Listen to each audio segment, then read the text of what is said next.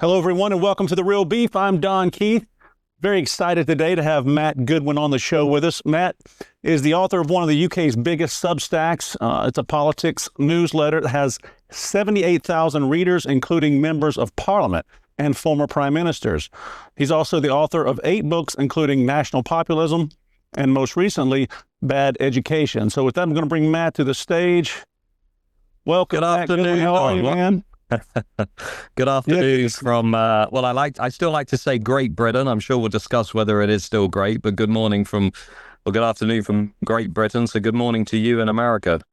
Good morning. Thank you so much for coming on, man. I got to say, I'm really impressed with what I'm seeing with you online, man. You're really attacking the problem with immigration and multiculturalism as I see it. And I see your clips. As a matter of fact, I'd seen your clips before you and I got in touch with each other.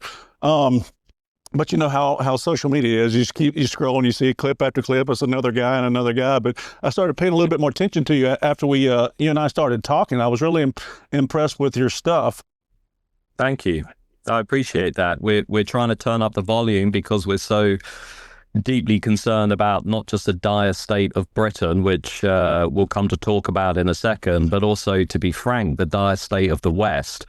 And I think what we're living through is a political revolution being imposed on people top down, and we're going to need an army of renegades who are willing to put their heads above the parapet to say we're not going to take this anymore.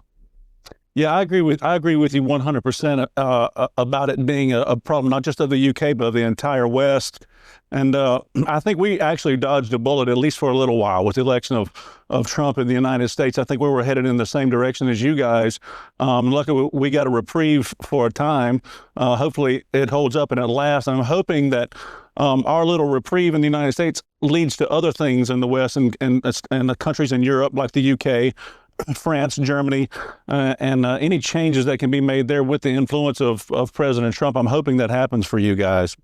Yeah, well, just if I can, Don, I think Americans really need to understand how important, and I know some of them do, but how important President Trump's re-election was for lots of people in Europe. I completely accept it allowed you guys to breathe a sigh of relief.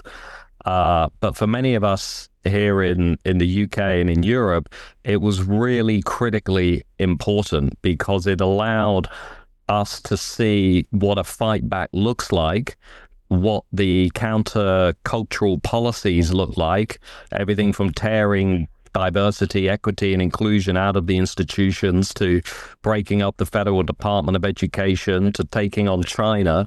He's basically providing us with a masterclass in how to use power, but also what we might want to do in the years ahead. And when Vice President J.D. Vance came over to Europe in the famous Munich speech, and he said, look, you guys have got a problem with free speech and immigration.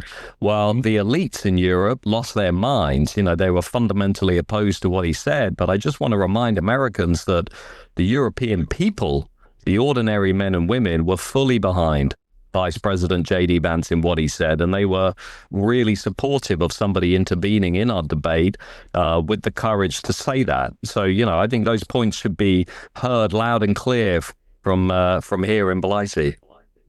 Yeah, I agree with you 100%. I spent quite a bit of time in the UK, and I dare say that the excitement in the United Kingdom may have been even greater than what we had over in America. Because so many people were praying in the United Kingdom, people that I know, friends of mine, and just I think in general, were praying that Donald Trump would win the election. So I'm very glad for us, and I'm very glad for you that he did, because I think it is going to impact Europe. We can already see that it's impacting Europe already. So yeah, I'm glad he won. But I want to here's one thing he needs to do, Don, before we move on. Here's one thing President Trump needs to do if he's watching, or if people within his team are, because I know how closer together social media has brought us. Here's what he needs to do. He needs to open up a route for asylum for people fleeing the United Kingdom and our increasingly Soviet Union-style government. That's what we need, Don. Make it happen. I know you're a guy with influence. We need an asylum refugee route for people from Great Britain wanting to return to a land of liberty, freedom, and individual rights. Yeah, I agree, and I'm all for it. And you're not the first person from the UK I've heard say that. So, yeah, and you know what? It may seem like a fantastical premise that we would need an asylum program for people fleeing the UK, but something else. J.D. Vance said it was that the United Kingdom may be the first Islamic country to have a nuclear weapon too. So yeah, it's everything's moving so fast on the world stage, man. Especially as far as with the immigration flooding all the different countries. So it's not really far-fetched at all to imagine that in the future you guys might need asylum. Conservative British patriots. Let me just give you a little taste of what we're going through here in the UK. I've been watching your border crisis very closely because we have a similar illegal migration crisis. We have lots of people coming across, mainly Iraq, Afghanistan, Syria. These are bad people, Don. These are not refugees with good intentions. A lot of these are radical Islamists. We know they've got terrorist sympathies. We've had 158,000, mainly young men under the age of 40, coming across the English Channel in small boats. Our government is completely incapable of stopping them. We're running legal migration rates every year, Don, of close to net migration of close to 1 million people every year, which for a small island like the UK, it's a lot of people. Okay. Now, if you look at where we're going, by the time we reach about 2060, there will be more people on these islands who will not have been born on these islands than there will be native Brits and native English. Now, 2060, that's not that far away, Don. My daughter is 3. Okay, she's going to see it. It's going to be part of her life. And the speed of change that's sweeping through Europe is so profound and dramatic. I don't even think now people really have a sense of what is coming over the next few decades, because this is a project, as we all know, that's supported by the elite class, but which is strongly opposed by the hardworking, tax-paying, law-abiding majority who have to, again, put up with the consequences of these disastrous decisions. Mm-hmm. And so let me ask you, I have my own theories. I'd like to pick your brain on why do you think the elites are allowing this to happen? What's their ultimate goal in allowing this mass migration into civilized Western countries from the third world? Well, I think in terms of the UK, my own experience, what I've observed, I think there's something of an unholy alliance between a kind of liberal, woke political class that is driven by narcissism, feelings of moral righteousness, that looks at immigration as something that makes them feel good about themselves, and to hell with everybody else who might hold a different view on it. And they're really in alliance with big business, with global corporations who have become addicted to importing cheap migrant workers because it keeps their costs low and it keeps their profits high. And to be frank, Don, these are corporations that have no loyalty to the nation state. They have no loyalty to the national community. They can just as easily set up shop tomorrow in the Middle East if they wanted to, or Latin America, or they certainly don't care about the UK in an emotional sense. And I think those two actors are basically working together to flood the economy, to flood the country with lots of people who in turn are diluting the country, are basically eroding our distinctive identity, history, and culture. And, those are the things, Don, that you need to hold a nation together. I remember 20 years ago, Samuel Huntington, in regard to the United States of America, in a wonderful book, he asked that profound question, who are we? What is it that makes us a distinctive people? And his answer was, well, we are the American people. We have a distinctive set of values that we share, but that he argued those values were being challenged by mass uncontrolled immigration and by what he called a denationalized elite class, an elite class that didn't believe in the nation anymore. It didn't look at the nation as something that it wanted to be particularly strongly attached to.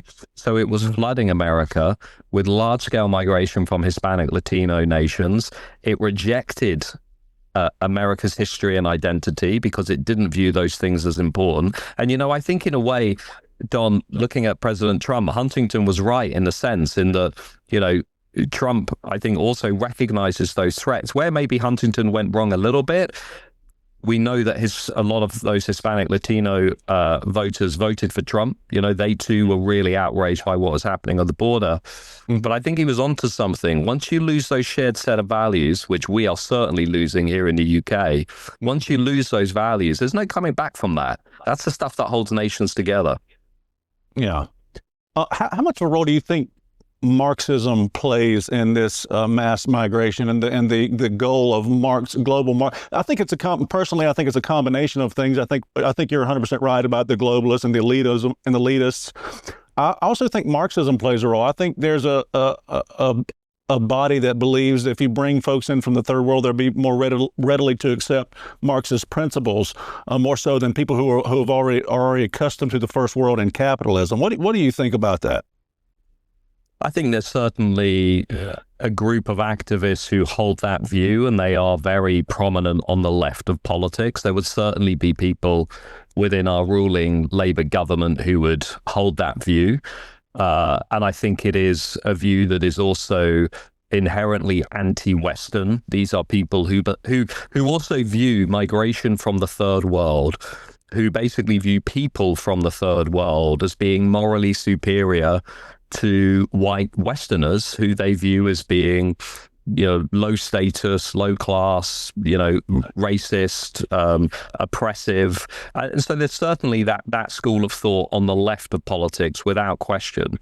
Mm-hmm. But I think also for a large part of the liberal elite in media, in culture, in everything from museums and galleries to publishing to the universities, I think a lot of this actually is just driven more by this profound sense of disdain, a contempt of ordinary people, a sense that only they understand the wonders of diversity.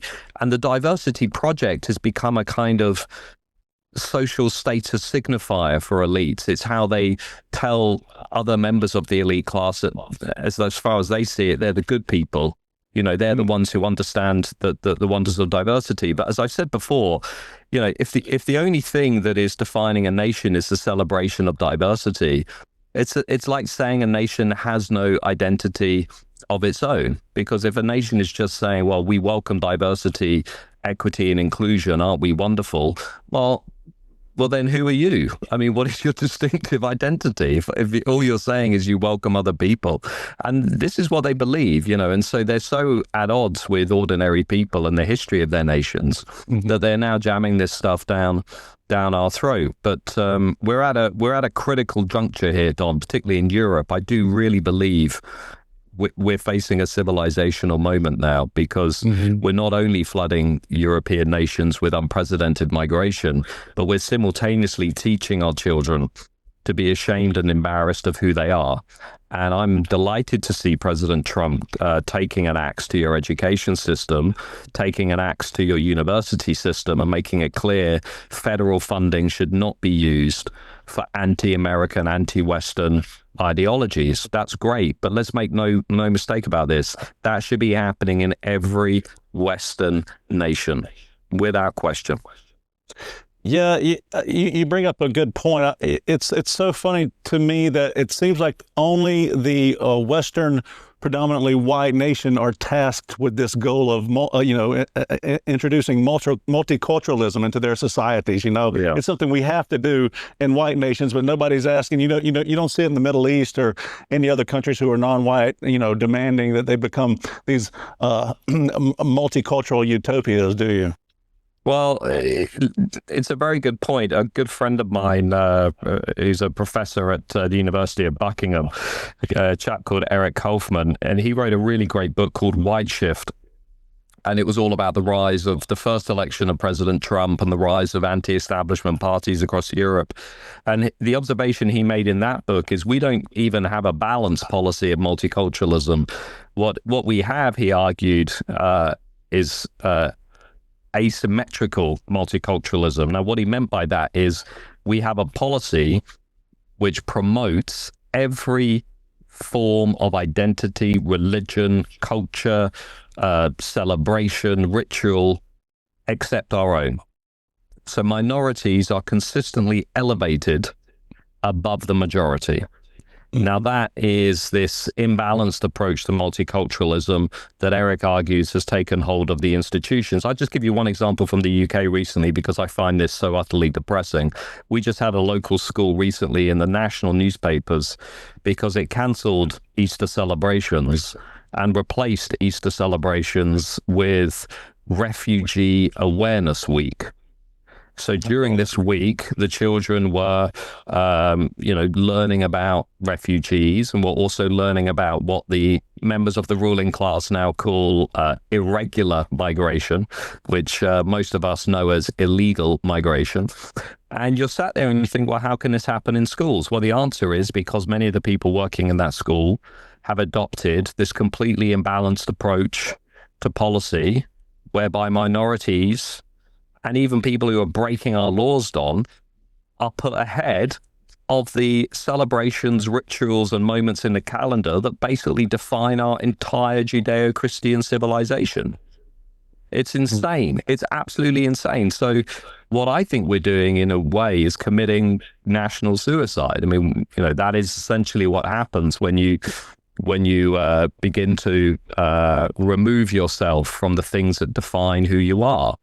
And it's very dispiriting to see this playing out in our schools and in the institutions that are supposed to incubate our young people in those traditions. Yeah, they're indoctrination camps now. I think, grade schools and universities alike are just indoctrination camps for liberals. It really is. But I've got a list here. I'll just read you some statistics here I pulled up. Over 3,000 mosques, 130 Sharia courts, more than 50 Sharia councils. 78% of Muslim women don't work and receive state support and free accommodation. 63% of all Muslims do not work and receive free housing. State-supported Muslim families have an average of 6 to 8 children who all receive free accommodation.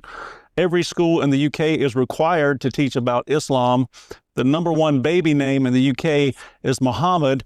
And then these are all aside from the fact that we've recently had that parliamentary report that revealed 250,000 young white British girls have been raped by predominantly Muslim men. So what has to change? How is it going to change? And how quickly does it need to change? Because you just took the words right out of my mouth. I was going to follow this up and say that sounds like a nation on the verge of suicide to me. How much time do you have before something drastic has to happen? Well, I said on X recently that I think we probably have 2 national elections left to save the UK. And Elon Musk replied and said, no, you have 1. I think there is a view that if we do not get radical political change within the next few years, that a lot of what we're witnessing will become irreversible. Now, there are lots of things, Don, that you could do that would fundamentally change the playing field in this country. There's a long list of things. Now, I won't bore your viewers and listeners with all of them, but let me just spell out a few things we could do. If we were serious, if we had a Trump-style government in this country, and there are the beginnings of something like that, we can come back and talk about it, we'd have an immediate freeze on all immigration for at least, I think, 5 to 10 years. We'd have an immediate ban on all migration from predominantly Islamic nations. We'd leave international conventions like the European Convention on Human Rights, which is used by illegal migrants and foreign criminals to avoid deportation from our country. We'd remove all taxpayer funding for public institutions, think tanks, schools that advocate anti-British, anti-Western teaching. And I think on top of all of that, we'd need to radically develop, like Poland, like Hungary, a much more aggressive pro-family policy, which basically makes it clear that if you have 2, 3, 4 children, There are going to be massive tax breaks across the board. We're going to bring in a wholesale new culture, which is much more pro-family, because unless we deal with the fundamentals, we're not going to actually be able to deal with this problem. I was in Hungary 2 weeks ago, Dom. I was giving some talks out in the regions, and I passed through Budapest. This is a very conservative country, very supportive of President Trump. And when I was giving talks, the students there, they were asking me the same questions that you just asked me. They said, is it true that Mohammed is the number one name? Is it true about the rape gangs, that you've had hundreds of thousands of young girls abused and raped by Pakistani Muslim gangs? And I said, look, it's all true. And one of the young students stood up, looked at me and said, how can you let that happen in your country? How can this ever happen? And it's such a deep, profound question. I don't think the Brits have fully even reckoned with it themselves, but it's been so utterly shocking. The rape gangs is just one example. Well, if you were a serious political leader and you looked at your country and you saw that there had been industrial scale rape of young white working class girls by predominantly Pakistani Muslim gangs, then you would be passing a law such as the immediate deportation of anybody with dual nationality who had been convicted of rape gang activity. So if you're British and Pakistani, we have lots of people like that in our country, and you're convicted of this, you should be deported. We had one guy recently who went to prison for 6.5 years after raping and assaulting children as young as 11. Now, my view is that kind of activity, is life sentence minimum. And that's also an issue, to be frank, Don, that makes me think maybe it's time we brought back the death penalty. But, these are things we need to do in order to fundamentally change the dial in this country. If you look across Europe, Don, there are lots of countries that are beginning to do the unheard of. Germany is getting tough on immigration and deporting illegal migrants, or at least starting to talk about it. Italy is doing the same. Sweden is going through a really big U-turn on all of its policies because it's realized that by 2040 it's going to be something like 30% Muslim. So we're seeing Europe wake up. The question is Europe going to wake up in time? Yeah, and it's compounded with the fact that it seems to me that, I guess intentionally so, that this new Labor government has gotten so hard on the free speech that folks can't even speak up about it anymore. So you can't really get this groundswell you need of people in the streets protesting at every chance they can because they're scared to death that they're going to be put in prison for 2 years. Like, the one gentleman who was complaining about Palestinian flags on Facebook, they threw him in jail, gave him an 18-month sentence. One woman was praying silently in front of an abortion clinic, gave her a ridiculous sentence. And then you have you mentioned the gentleman who was only given 6 years. Well, there's been folks in your country. One guy was convicted of molesting a 14-year-old. Another, a separate gentleman was convicted, and neither of them were given any jail time because the one guy was the only translator for his family. And the judge says, well, they don't want this family to lose the translator, so we're not giving him any jail time. And the other guy's excuse was, oh, I didn't know that was illegal in your country. And he got off scot-free with no jail time. So it seems to me like a coordinated effort on all fronts with the immigration and tamping down on free speech, putting people who speak out against what they're doing with immigration in jail. It seems just like a coordinated effort to me. There's definitely an attack on free speech without question. We've seen a number of things that have been brought in to try and control the public conversation. We've seen these Orwellian moves to basically throw people in jail for what they write on social media. I'll give you one example. There's a lady called Lucy Connolly, who, as you and I are speaking right now, is in prison. In the aftermath of our rioting and protests last summer, basically 3 little girls were murdered at a Taylor Swift dance class. They were murdered by the child of immigrants from Rwanda, one of the most horrific atrocities this country has seen. And in the aftermath, this lady, Lucy Connolly, got out her smartphone. She went on Twitter or X and she said, look, if this makes me a racist, so be it. I don't want these people in my country. I don't want them here, and she said some, very direct, spicy stuff, and it was on her phone. 4 hours later, she decided, okay, maybe that was a bit too tough, and she deleted it. It doesn't matter because someone had taken a screenshot of it. She was given nearly 3 years in prison, Don. Now, she has a 12-year-old daughter. She has a husband who is sick with a serious condition, and the prison just refused to let her out on temporary release so she could see her family. Now, I don't know about you, but my view is nobody should ever go to prison for something they write on social media in the privacy of their own home. It's so Orwellian. And what we've got in the UK is this tightening fist around free speech. We've got new definitions of Islamophobia being brought in, which they're going to be used to try and basically control what we can and cannot say about Islam in the UK. And you know what? That new definition that's coming in, Don, is based on a report in 2018, which included mentioning the rape gangs as an example of Islamophobia. That report actually used the rape gang. So in other words, if that had passed, and you and I had been talking about, the rape gangs, and I've been explaining to you what happened or whatever, a member of the authorities here in the UK could pull me to one side and say, hey, you're being Islamophobic. We've got these things called non-crime hate incidents where about 250,000 Brits have been contacted by police to say that somebody has found something they said offensive. Now, it's not a crime, Don, but it's a non-crime hate incident which still goes on your record, meaning that if you go for a job in the future, your employer can ask for your record and there it will say you have a non-crime hate incident against your name. Now, the folks in Hungary said to me, oh, we recognize this. This is what the Soviet Union used to do. Mm-hmm.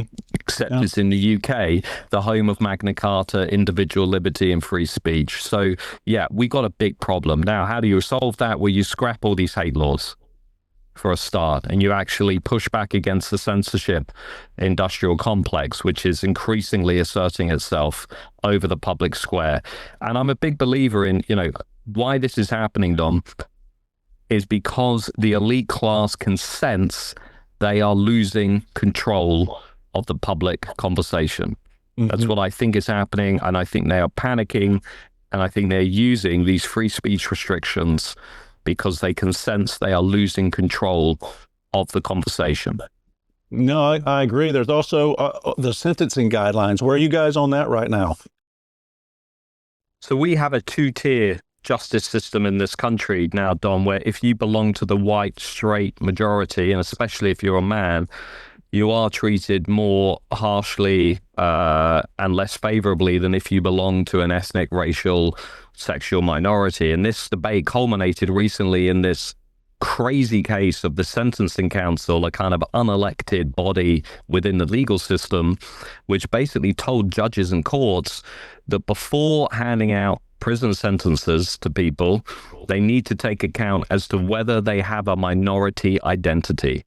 So are they transgender? Are they a racial ethnic minority? And if they are, then they would conceivably get a more lenient sentence than if, say, they're white, straight, and a member of the British majority.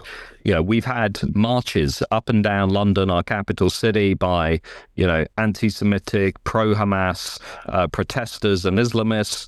And we've seen very little action being taken against those marches and protests.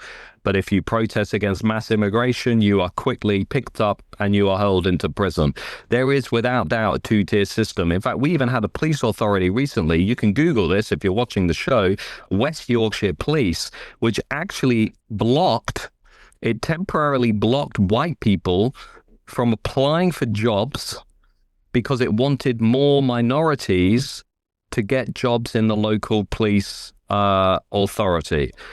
So what we have is a two-tier system, basically, that is taking place. And I think a lot of Brits are really fed up of it. And that is why, thank goodness, we are beginning to see some political changes on the horizon. We've got a new political party that's been campaigning against some of these issues that we've been discussing. And it might be that this two-tier justice issue is the issue that pushes everybody over the edge.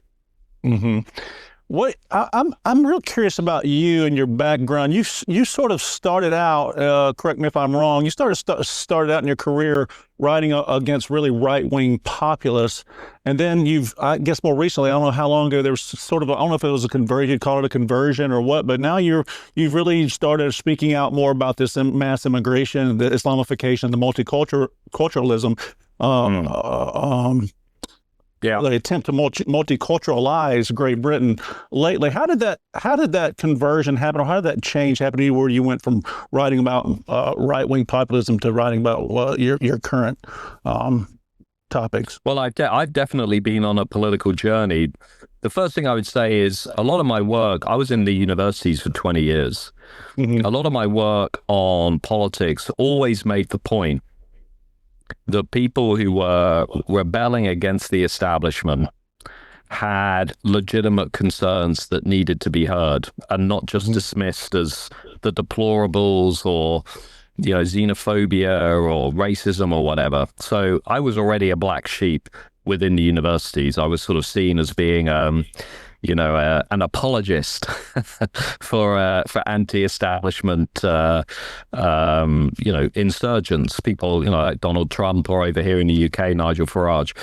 But I think what happened is, as we went through the 2010s, particularly for me, as the UK voted for Brexit, so we were the first major power to leave the European Union, okay? This was just a few months before Donald Trump was elected.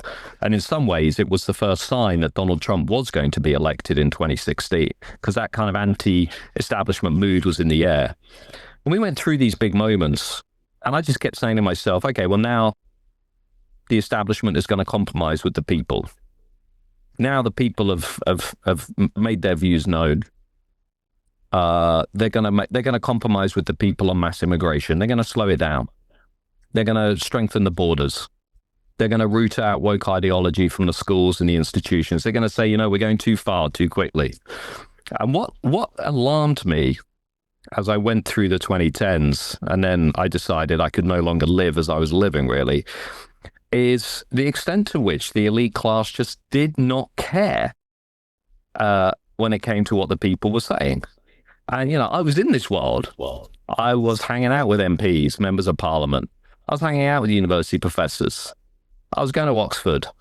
I was going to the London School of Economics. Like, I was in the back rooms of the power players, right? You got to understand, yeah. This was really an anthropological study. And it just struck me that these people do not care about ordinary tax-paying, law-abiding workers. My family background, I was, come from a solidly working class background. And so I was always slightly uncomfortable in that environment. And then when the lack of compromise became clear, I was like, okay, I can't keep doing this. I can't stay in these institutions.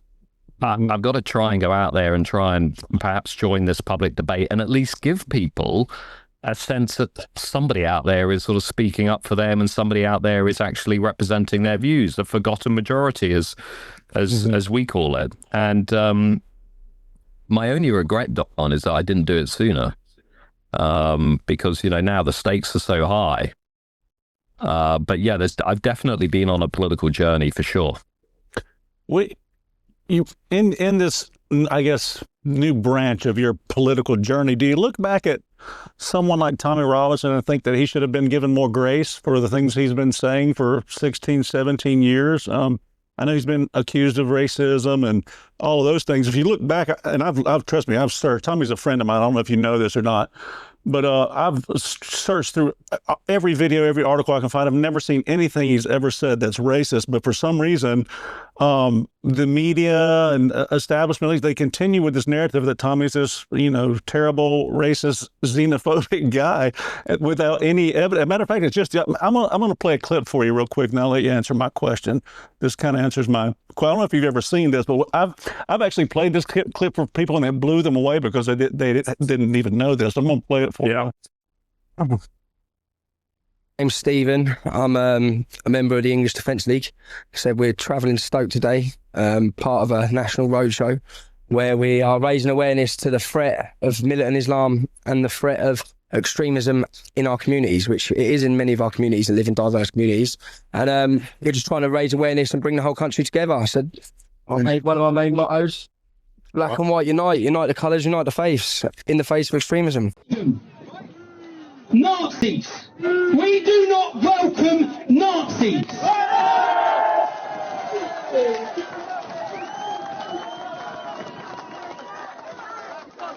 There's a lady here today, a Caribbean lady, who's flown here today from the British Virgin Islands. She's flown here from the British Virgin Islands. We have West Indian youth here today. We have Sikhs here today. And it is our respect of every one of those communities that Nazis are the enemy. You will be treated like the enemy. On the fact that we're 4 years in and you still ain't got the message that you're not welcome on the streets with the English Defence League.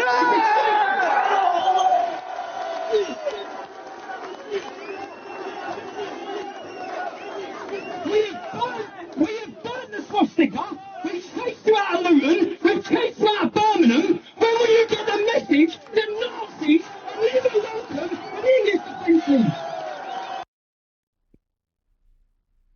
I mean, what do you think about that? I mean, I don't know if anybody can even more emphatically can say that they're not a racist xenophobe than that. What do you think about that? Yeah, so I've met Tommy Robinson a couple of times. We actually grew up not too far away from one another. He grew up in Luton. I grew up about 20 minutes down the road in a place called St Albans, and we're similar age. So I'm kind of, in some respects, we're quite similar, so I understand where he's come from. Anyway, my line on Tommy Robinson has always been that had the state and had the establishment listened to what he was saying when he first emerged in 2009, when he set up the English Defence League, when he talked about the rape gangs, when he talked about Islamist extremism, and when he talked about parts of the state being complicit in some of that, and we now see police officers being arrested for some of that, then I think we would have avoided some of the problems that we ran into as a society over the last decade. The fact of the matter is senior national journalists did not look at the issues that people like Tommy Robinson were talking about until 2011.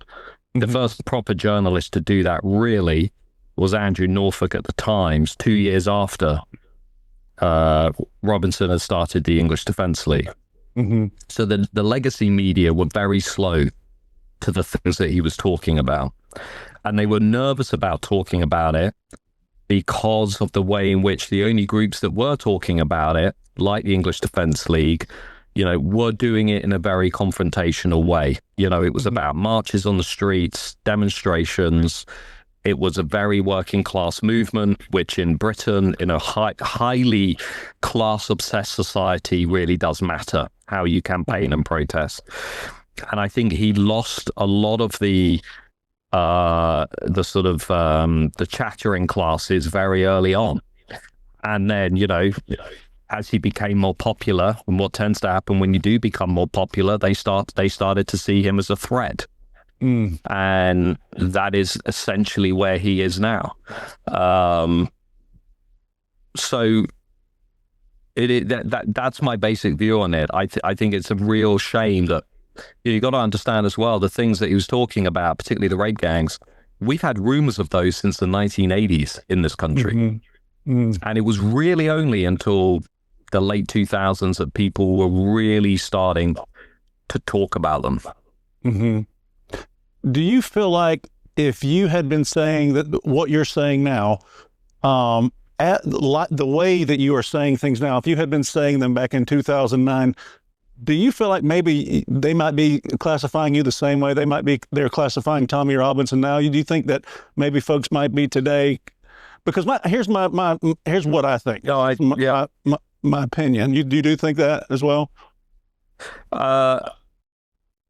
Without any shred of doubt, if I'd said what I believe now in 2009, 2010, I would have lost my job. I would have been thrown out of the universities, and I would have been a social pariah. I made a very conscious decision that I would try and play the long game, in that I wanted to become a university professor.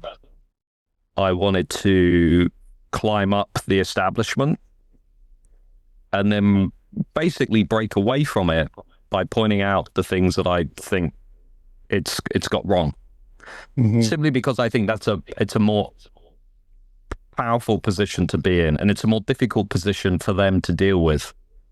And it's not always easy to play that long game and sit and stay quiet on things you'd like to talk about. And believe me, there are still hundreds of people in universities doing that today. I get emails every week from young academics who are saying, look, I'm a conservative. I voted for Brexit. I support Donald Trump. I can't say anything because if I do, I'm going to lose my job. I'm going to lose my research funding. And my advice to them often, particularly if they're younger, is, you got to consider everything in your life. Some of them have got children, responsibilities, and you got to think, if you want to make a change, where will that impact be greatest? Now, I decided to take the long game because I thought if I come out the other end and I start saying some things and speaking up for people, they're not going to be able to ignore me. They're going to have to engage with it. And I couldn't know for sure that would happen in the 2000s. In fact, probably they would have just, chucked me out of my job, universities, and, probably wouldn't have heard of me again. But because I came up from that point, I just felt like I had more impact and more influence and a greater ability to cut through in the public discussion. So far, it seems to be working. And, obviously we've had a lot of changes too. Social media has become more important, alternative media, the ecosystem.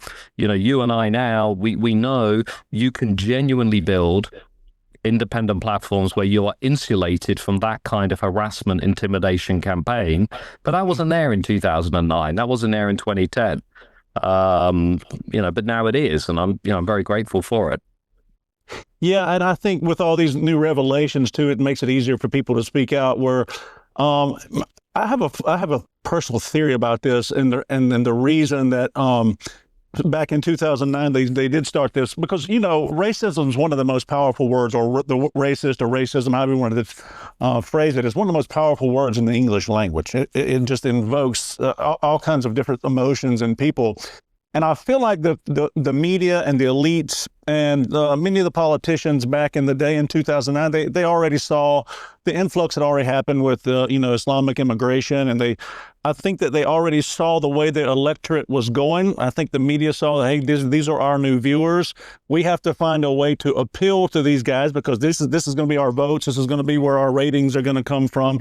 So this guy right here who's causing all the stir and telling this truth, we have to keep him quiet. So we'll just call him a racist and a xenophobe, so that he'll be castigated and ostracized from society, and no one will ever accept him. So, and like I said, it was 2009, and nobody was saying. So I feel like that had played a big part of the reason why they attacked Tommy like they do. What do you think about that theory? Well, all of these words, racism, transphobia, Islamophobia, have been, this word concept creep.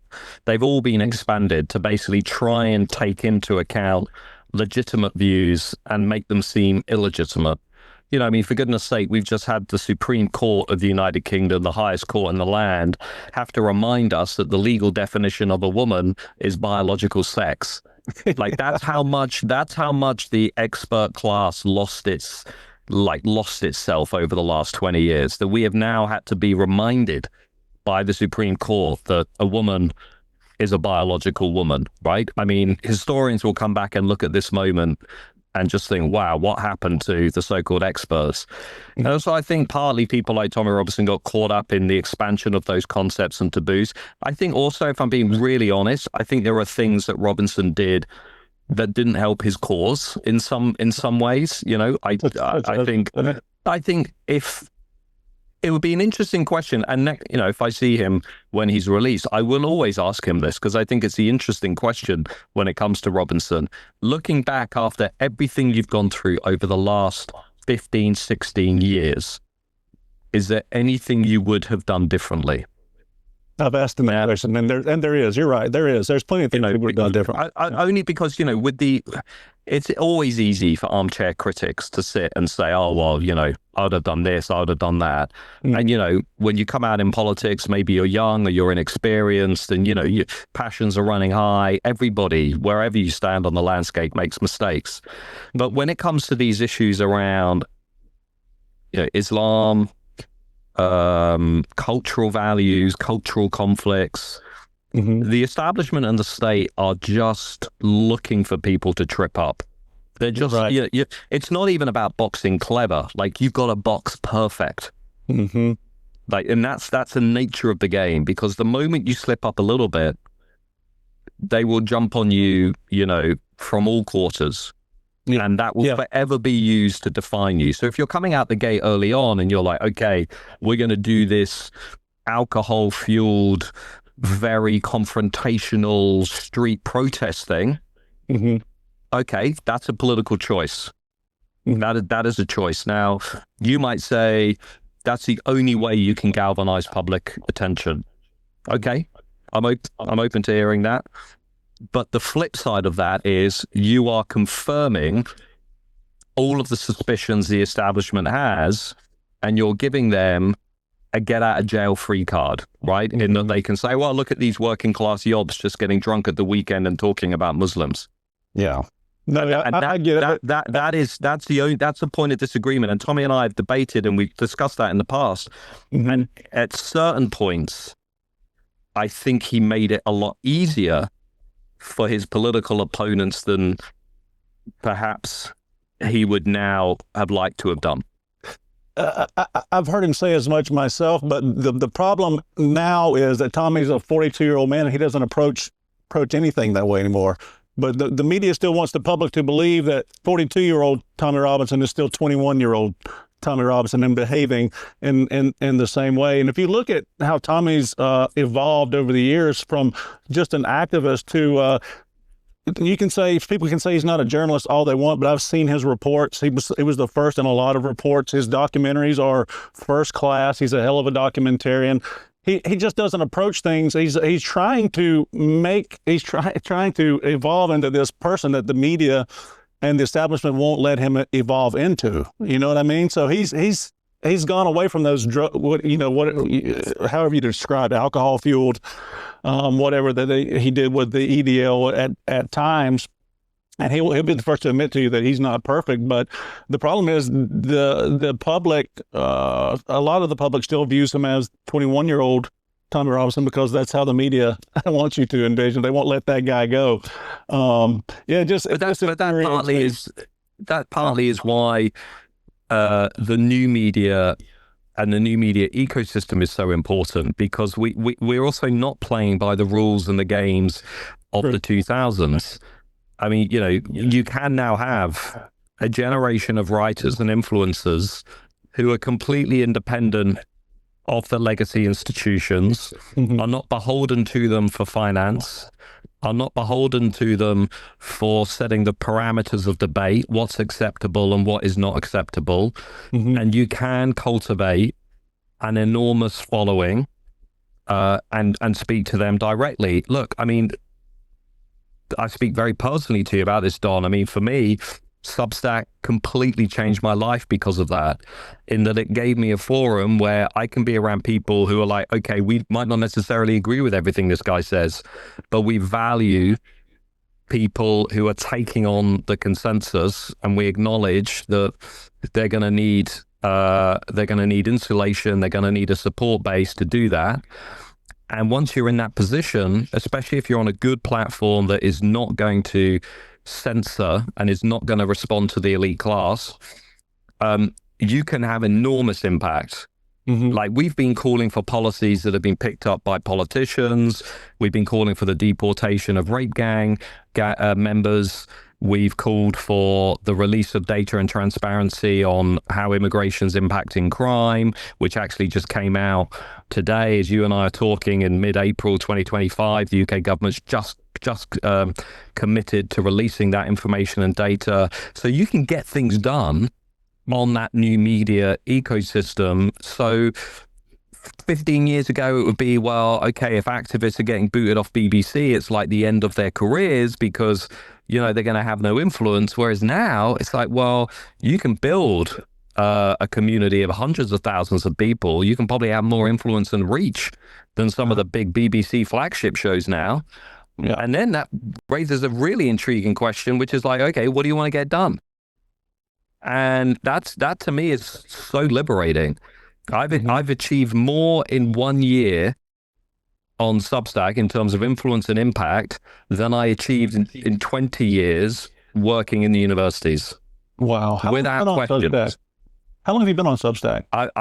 We've been on now for 2 years. Wow. And you've passed we've been on 78,000 subscribers in that long? Yeah, but you got to understand, almost everything we do is countercultural. And I don't mean it's not irresponsible. It's simply, you know, this is where they're lying to you. This is what's happening to your country. This is the new data on immigration. You're not going to get this on the BBC. This just came out. It's a government report. You won't have heard about it, but here's the data. And, you know, we're just giving people information. And a lot of the time, the emails that come back are people saying, why isn't anyone talking about this in Westminster? Well, they don't want to talk about it. That's the point, right? So if you can draw people's attention to that, I think it's an incredibly powerful resource. Yeah. As long as you're using it responsibly. And I do think, you know, we've obviously had a bit of a debate recently. You know, we had this big debate between Joe Rogan and Douglas Murray, a good friend of mine here in the UK. He's a British author, writer. And, you know, they did have a bit of a dispute because Douglas was saying, hey, well, with this new media, you've got to acknowledge the importance of, you know, expertise and authority. And Joe Rogan was basically saying, well, essentially, he didn't always agree with that. And he felt like he should be able to have on whoever he wants to have on.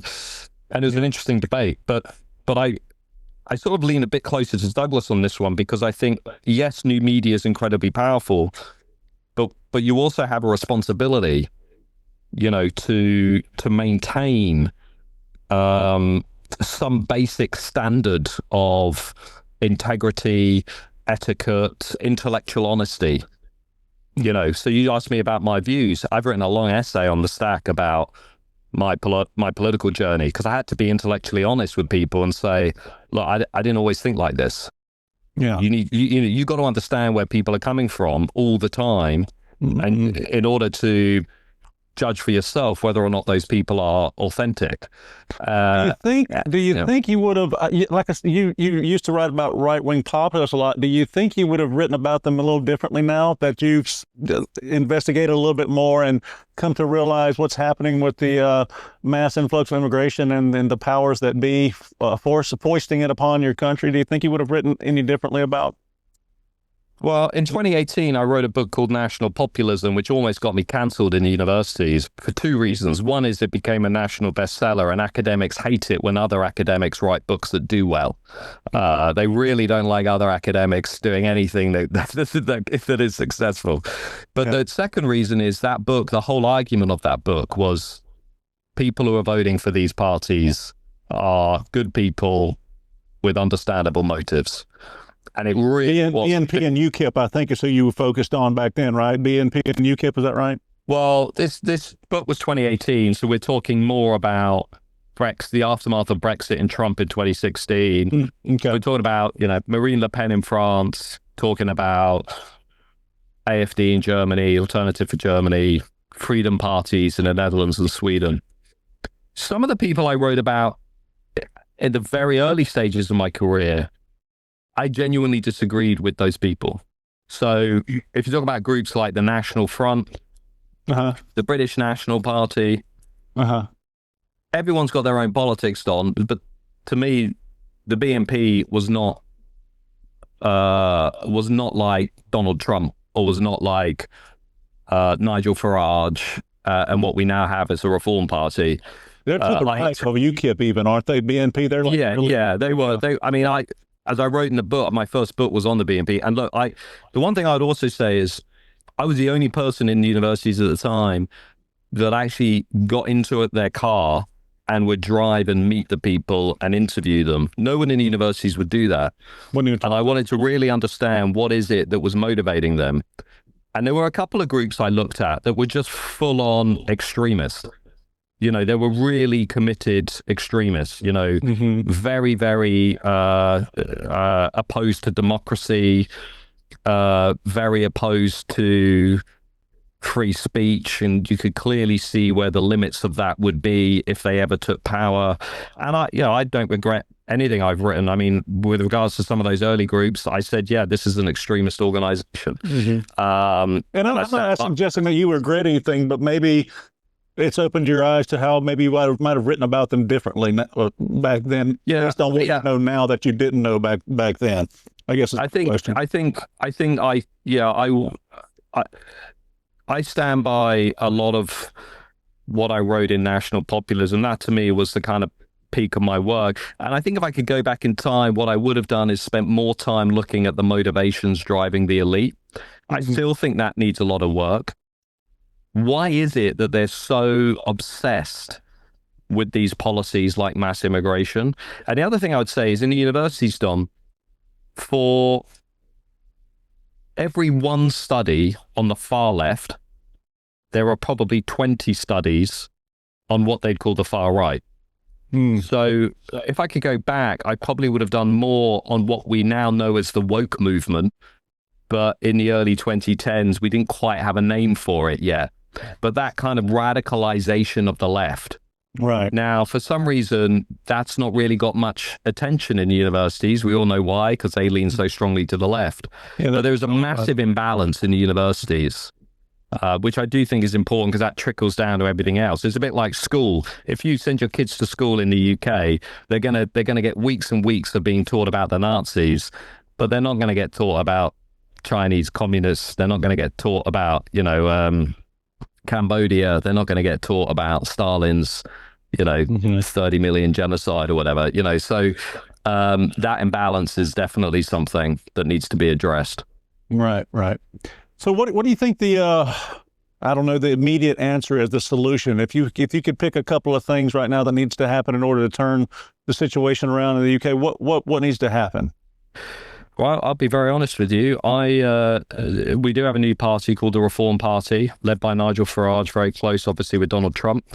Not everybody thinks, reform is their cup of tea, but I personally think that it is the only credible, competent, effective political vehicle that we have to basically smash the establishment. It's currently number one in the national polls. So it's polling about 27%. It's committed to freezing all mass immigration. It's very opposed to kind of woke politics, woke ideology. It's been very consistent on the rape gangs. I understand there are people out there, partly because of some of the issues we've talked about around Tommy Robinson and others. They don't see electoral politics as the way forward.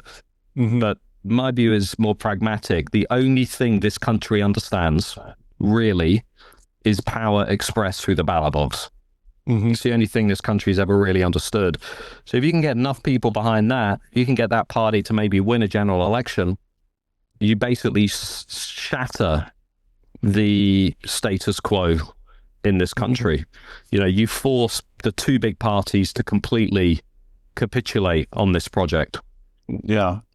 I was a big fan of Brexit Nigel. I like Reform's platform. I don't like, to me, Nigel seems to be a bit of a fence straddler on issues where, for instance, what was the statement he made? We need to embrace immigration, or Islam's here to stay, or something to that effect. Maybe you can clear that up a little bit for me.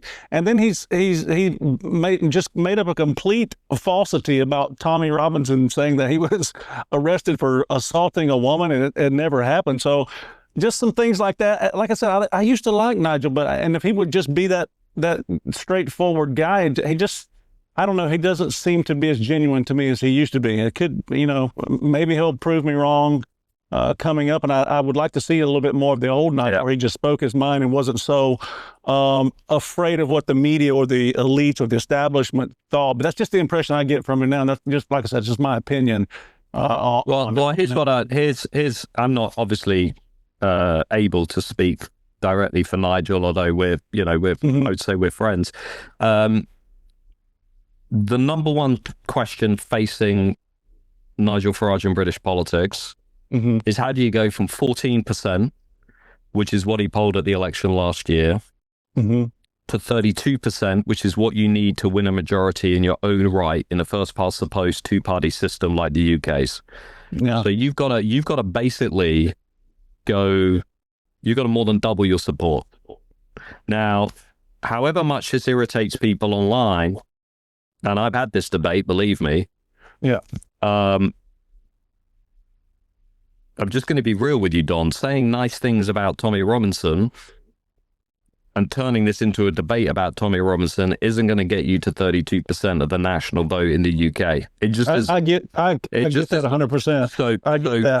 So I have a question for the people who are critical of Nigel Farage and reform. And I've written about this. And look, I'm going back to that point about intellectual honesty. Yeah, Don, I've lost a significant number of readers over the last 2 months because I was just very honest with them. I said, this is my view, and I'm not going to be captured by people. I'm not going to be, pushed to a certain view by people. This is my honest view in terms of how we save the country. Yeah. Everything comes back to that question, how do you get to 32%? Now, that means basically winning over Middle England. It means winning over the average voter. And to be frank, the average voter, however crazy this is to say, has probably never heard of people like Tommy Robinson, or if they have, they've probably been, influenced and swayed by a lot of the things that we've talked about, and they've probably got a negative view. In the same way that most Brits actually have a negative view of Elon Musk. They're not particularly supportive of Elon Musk, despite I'm very supportive. I think he's played an enormous role in changing. I think most Brits really have a negative view of Elon.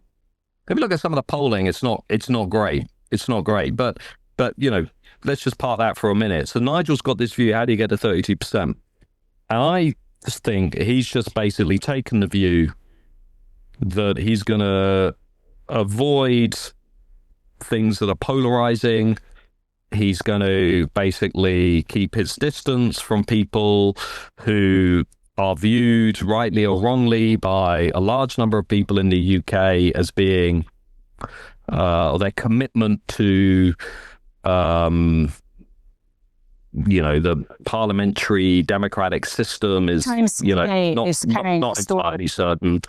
And I think he's taken the view that he wants to go for that 32%. And he doesn't want to turn this into a debate about fringe issues, fringe politics. And if people want to keep campaigning on doing that kind of stuff, then fine. But I don't think that's going to help him get to 32%. And I think that's his overriding goal. I understand his strategy, and I understand his frame of mind. I understand why he doesn't openly endorse Tommy Robinson. But to me, there's a difference with, he could just say, just not talk. I mean, politicians in America do it all the time. If media asks them about somebody, they just either no comment or they just move on. But, there's a difference between not talking about it and just making up a blatant lie about the guy, because he's never assaulted a woman. I think he actually owes Tommy an apology for that part of it. You know what I mean? I didn't quite see the incident you're referring to. Yeah, it was GB, maybe GB News. I have a clip of it, but I'm gonna play this clip for you, and I'm just give you an idea. Like I said, I'm a big fan of Nigel from 2016. I wish he would get back to being that guy. I'm just gonna play this real quick for you. Times Today is carrying a story about one of your aides and colleagues, George Cottrell, who has a conviction for wire fraud in the America and has been named in another criminal investigation in Montenegro. Do you want him by your side on the campaign trail? I firstly always stand by my friends. And secondly, there is a thing called Christian forgiveness. If people get convicted of something or do something wrong, well, they have another chance in life to go on and prove themselves.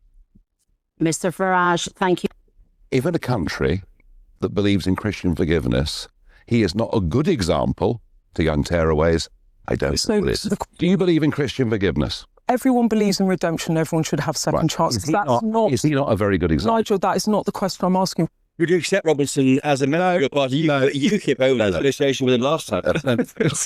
Robinson has been to prison many, many times for many, many things. Mortgage fraud, passport problems, you name it. He's got his own campaign. We're a political party aiming to win the next general election. He's not what we need. Yeah. So you see what I mean? I get the whole strategy about Tommy, but it's like everybody deserves Christian forgiveness except for Tommy Robinson. So, that's just what kind of irks me about Nigel. Well, from George Nigel's Cottrell was his perspective, financier. Just to give you a little background, I don't know if you know, George Cottrell actually funded his trip to see Elon. 11,000 pounds he paid for Nigel's trip to see Elon. The other guy was James McMurdoch, MP, Reform MP. So those guys deserve Christian forgiveness, but a working class guy like Tommy Robinson doesn't. That's what just kind of irritates me about Nigel. If he could just lay off that kind of stuff and speak his message, I think he'd get a lot more support, because Tommy, believe it or not, has Sky News reported that Tommy's Trafalgar Square demo had 100,000 people at it. So if 100,000 people are attending a demo, there's got to be millions out there who like the guy. I think there is an important dividing line between people who are campaigning primarily at elections and people who are campaigning primarily on the street. Mm-hmm. And I do think that distinction is important. I mean, whatever you think about Nigel Farage, he's the only politician in British political history who's won 2 nationwide elections with 2 different parties, right? I don't, it's with both the UK Independence Party and the Brexit Party. I think Tommy Robinson stood for election at a European Parliament election in a part of the country, and I think he polled 2 or 3%. Now, that's not a criticism of Robinson. It's just to say that these 2 guys have fundamentally different views about how to change the country. How long ago was that Tommy ran? Do you know? I would have guessed, 2019? 2019, that recent. Okay. 2019, 2014. But I think, look, I think underneath this is an even deeper question, which is, how do you actually save a country? And I think that is the question that everybody is grappling with, because the next general election is 4 years away, Don. So if you have a divided right that's divided between the Conservative Party, that's divided between the Reform Party, that's divided between people who might hold conservative values, but they're not quite sure where to put their vote, and you've got a united left Labour Party, which is already sitting in power with a massive majority, right? Then you have an outcome that I would argue is going to undermine, not save a country. And that is going to increasingly come into focus, hopefully in people's minds as we go closer towards the next general election. Yeah, I understand what you're talking about, the dividing the power. Do you ever see a way for like Reform and UKIP to come together, join forces and maybe one of the parties give it up and everybody join the other one? What is the strategy here? Because politics in the UK are a lot different than ours here. When there's so many parties, it seems like you guys have. I think the dividing line for a lot of this stuff is really, it comes down to the deportation stuff. I think there are people there who want full on what they would call remigration.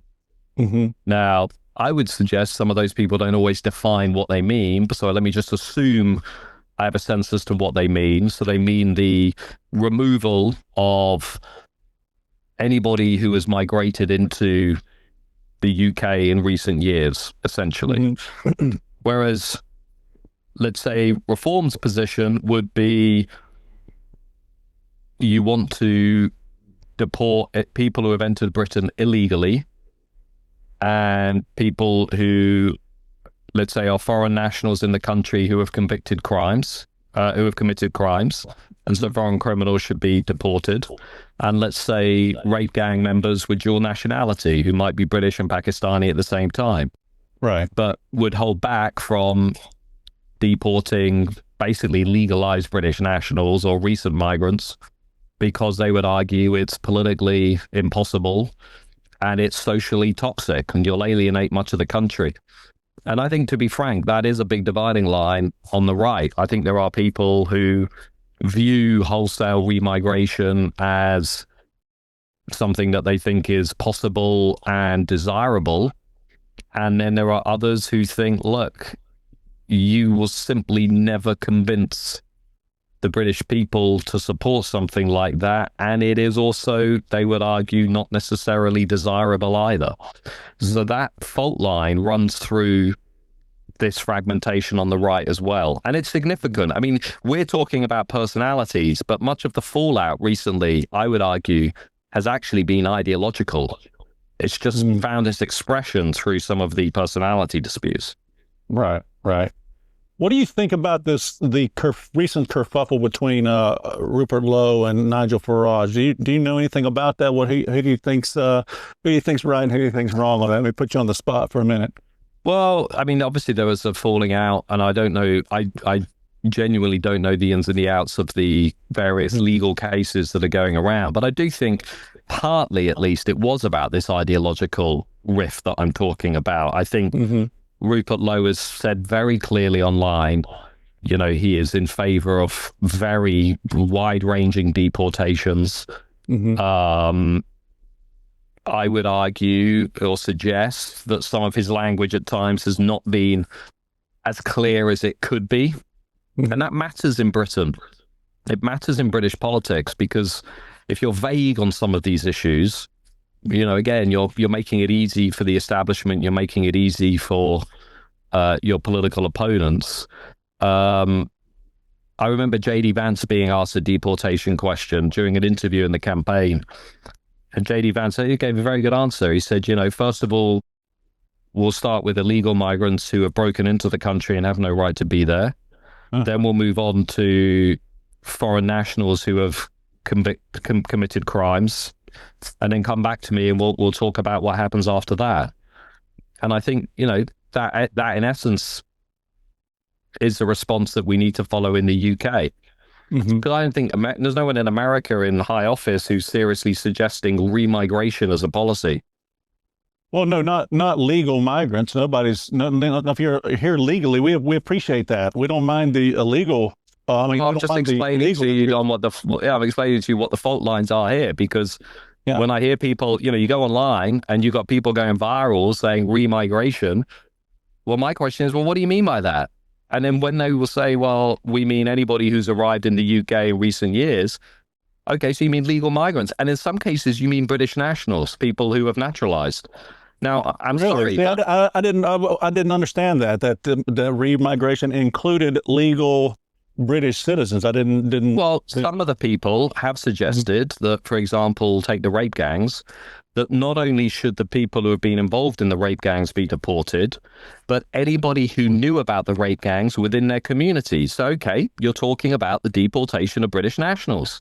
If that's your position, fine. I just want to know what it is. Okay, so if that's what it is, you now have to go to the British people at a general election and you have to sell this policy that you are supporting, you're advocating the deportation of British nationals.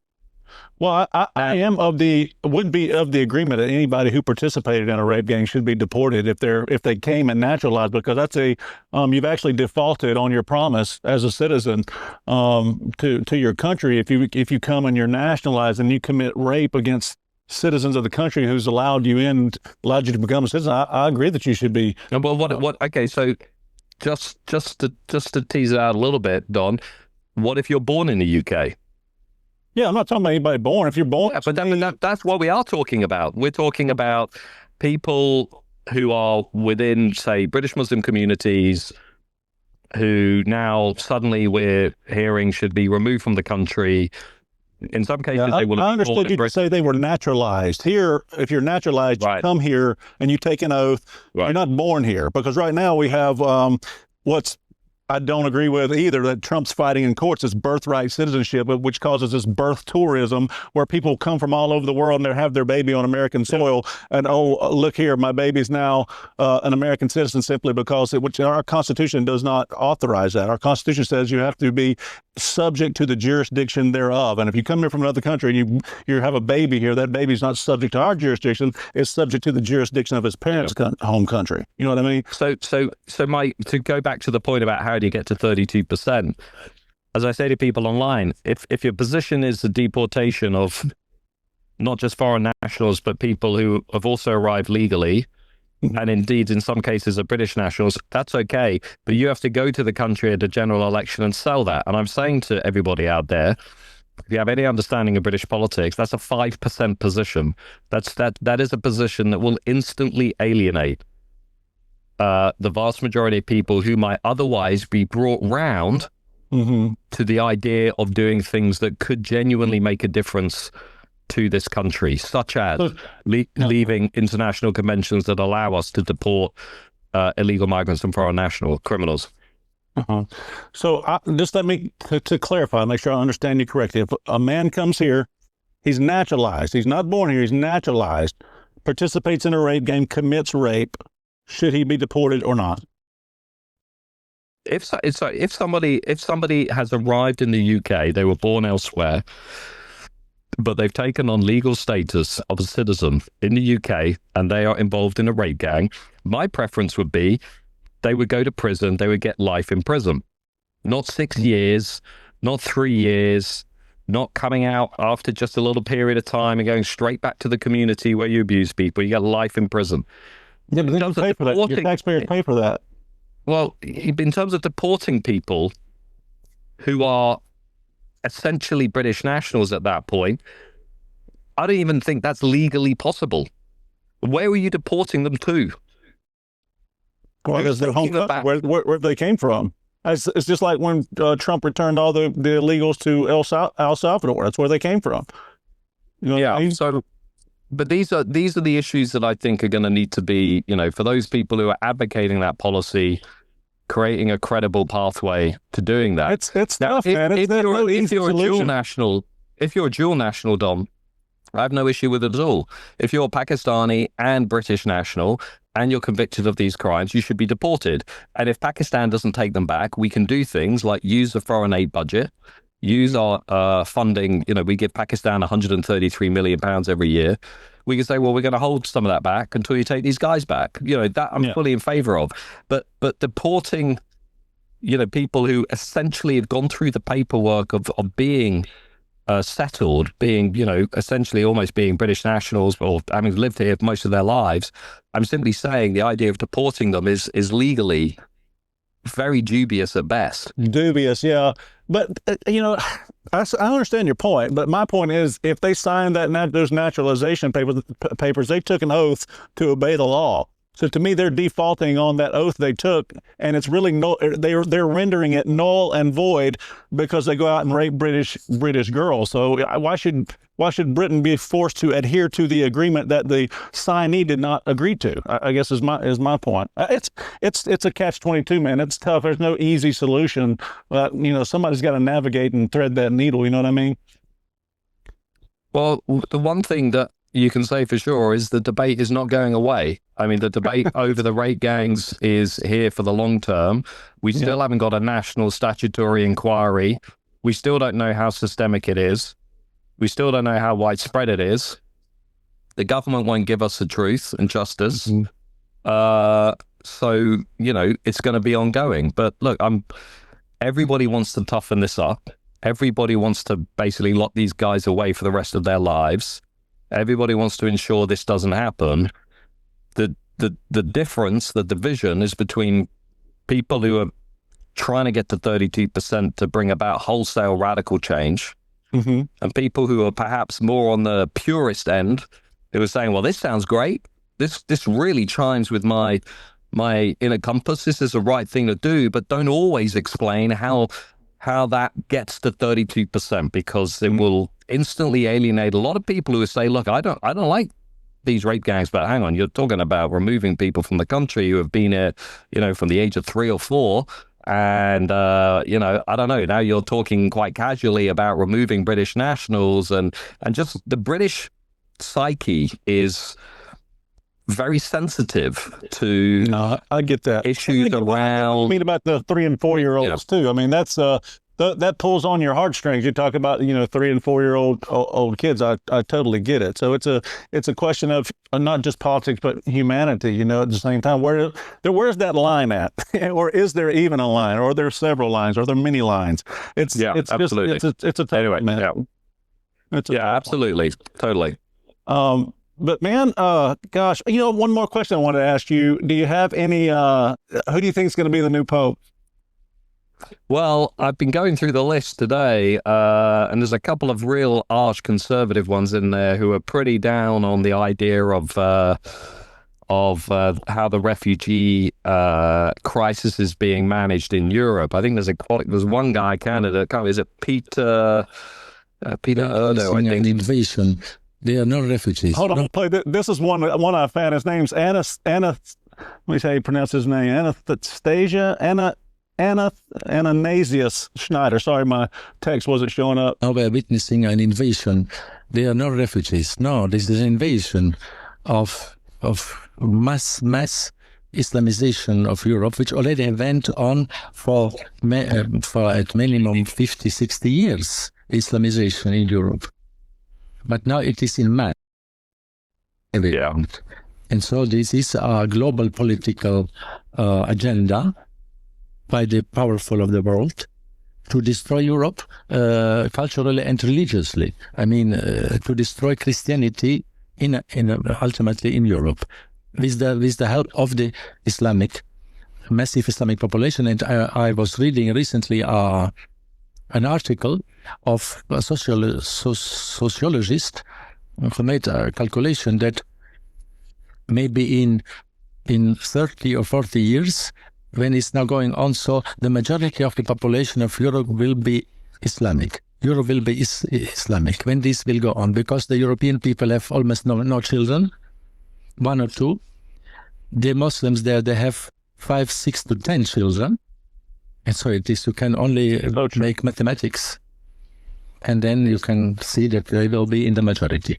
And so maybe it is a permission of God that then the church, being surrounded by Islamic society, which is not tolerant and which will not be tolerant, and then the Christianity, the church will be maybe purified with this, and the purification is good also sometimes.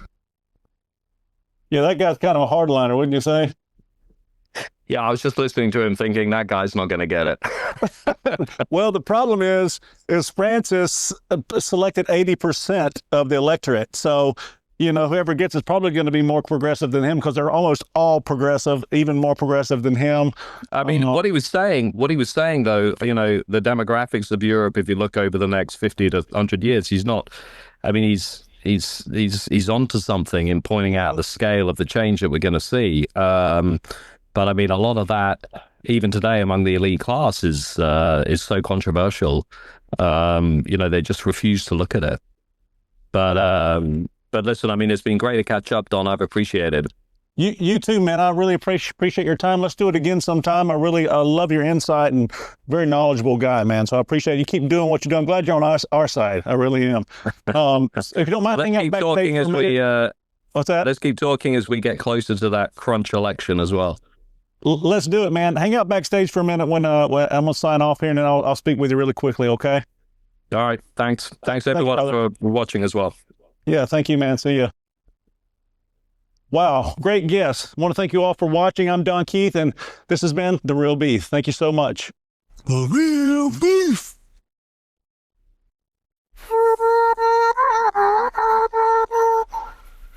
Mm.